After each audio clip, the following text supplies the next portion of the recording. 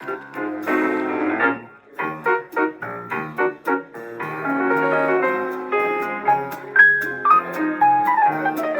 thing about bridges is that every one of them is an invitation to people on the other side to come over and play.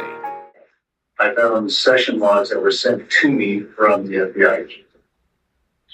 All right. And in those session logs, how many files were there? I don't remember. I think there were 6 or 7 different items inside. Did you look at the CastViz 48-hour file? I don't remember if I did. It was on the reception. Did you look at it yesterday in preparation for this hearing? I attempted to. All right. And how about the CastViz full log? I attempted to yesterday. I noticed in your report that there were several items that you listed. Were those from these CastViz logs that you attempted to look at yesterday? I'm sorry, I'm going to have to, you need to speak up a little bit. The clerk is telling me to pick up a little bit. There were some files that were in the session logs, there were other files that were not. Well, let's start with the 48-hour. What was contained in there? There's over 48 hours that was the AT&T records, the original records, and there's a 48-hour session log. I don't know which one you're asking. Let's go with the session log. What was in there? Appeared to be the AT&T records that possibly were inputted, as well as some JSON files that were probably produced by customers.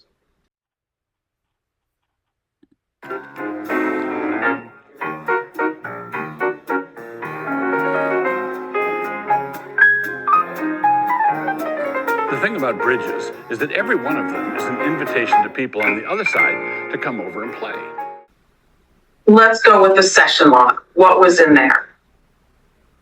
Appeared to be the AT&T records that possibly were inputted, as well as some JSON files that were probably produced by customers. JSON files were produced by CastViz. Is that right? I would assume that. I didn't create those files. What date were they created? I believe one was in December, the other was in April. December of what year? 22, And April of what year? 23. Could you tell who created those? I could not. How did you get those?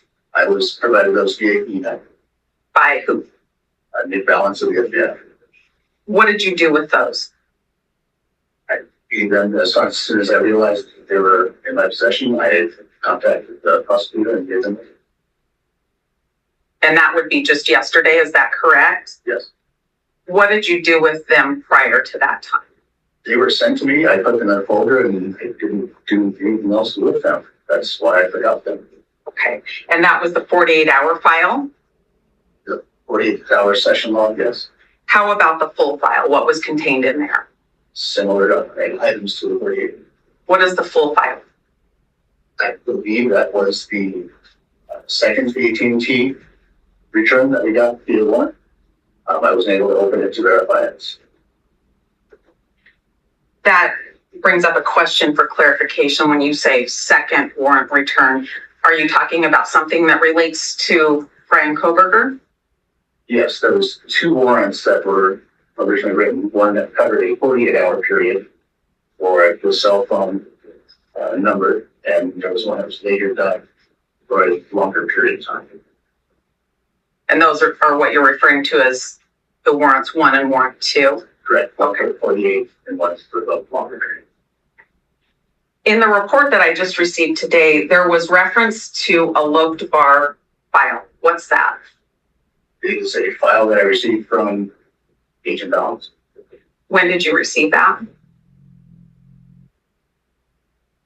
Honestly, the modification date or the email, I honestly don't remember. Unfortunately, it was yesterday and I didn't throw this stuff together, so. Okay.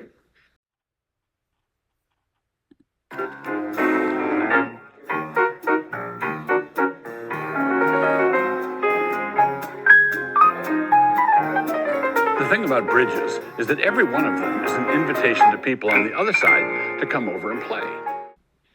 In the report that I just received today, there was reference to a LocDBoRg file? What's that? It's a file that I received from Agent Balance. When did you receive that? Honestly, the modification or the email, I honestly don't remember. The first day was yesterday, and I didn't throw this stuff together. So, Okay. Some of those people might hate you. Some might just be simple or scared or naive. Some are enemies or trolls or federal agents who are best left under the bridge. Desperate to find out the timeline in this case and when the state knew what and when. There's no question that motions to suppress are coming. Motions to suppress are coming on warrants. And whether or not those motions to suppress are based on Frank's material because misrepresentations are made, depends on the timeline. So if there's a representation made in a warrant that things happened in a certain way, if we are able to look at the timeline and say, we know that the state knew this when, that gives us an answer on whether or not the suppression issue includes a truthful statement in the affidavit. And if I'm not making sense, I want you to tell me to clarify that. But we need to know the timeline of all of the evidence in this case and when the state knew what it knew, or why certain things were being looked at before Mr. Koberger's arrest or well into late in the year in 2023 related to the victims, and try to piece together, is that something that the state is still seeking because they're pursuing the alternate suspects that exists in this case? There's so many things that we're trying to understand. So.